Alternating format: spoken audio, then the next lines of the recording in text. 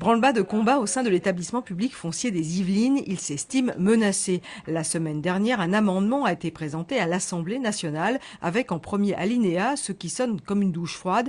Il ne peut exister qu'un seul établissement foncier de l'État par région. Or, en Île-de-France, il existe un établissement régional et des antennes départementales, dont une dans les Yvelines. Pour le président, conseiller général, fermer cet établissement dont le rôle est de conseiller, voire de cautionner les communes dans la réalisation de logements, c'est tout simplement un frein à la politique de construction. Depuis 2006, 120 conventions ont été signées dans le département. Et cela représente en termes de potentialité de logement parfaitement identifié et répertorié sur ces conventions, une potentialité de 35 000 logements. La grosse particularité de l'établissement public foncier des Yvelines, c'est de travailler avec toutes les collectivités, même sur des petits projets.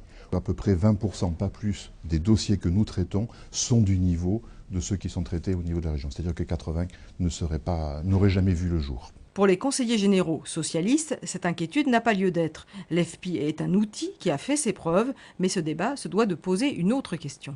Je crains que tout ça soit en fait une fausse question et que très très vite, on se pose plutôt la vraie problématique.